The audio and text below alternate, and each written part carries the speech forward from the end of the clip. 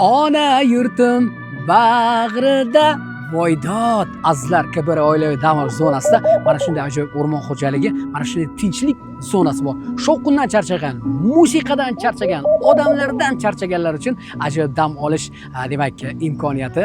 Azizlar mana shu yerga kelib, oilaviy hojatlarni, hojanoni olib kelib, chiroyli bir qozonchada ovqat qilib, salatlarni to'g'rab, "Esingizdan onajon mana bunaqa ovqatlar qilib berardi, esingizdan dadajon mana bunaqa narsalar olib berardingiz" deb ota-ona bilan suhbatlashib, maza qilib, mana bu suhbatlarda o'tirib, mana bu yerda uxlab, jankalarda yotib, mana bu yerda cho'milib, hattoki bu yerdachi baliq tutsa ham bo'ladi, asablardan bo'ladi. Ayniqsa ofisda o'tirib pajaq chiqib ketgan akalarimiz, telefonlardan, hujjatlardan bezor bo'lganlar, kelinglar, musiqa yo'q, shovqin yo'q, odam yo'q.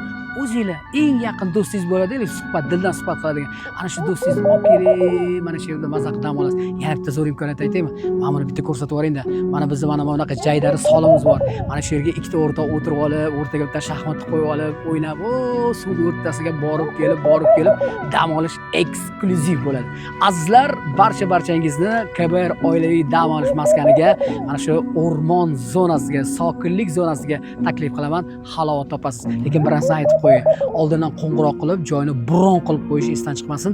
Bizga demak dam olish kunlari 4000 gacha odam kelyapti. Agar oldindan bron qilib qo'ymasangiz, biz sizga joy topib bera olmaymiz. Hamma ma'lumotlar pastda.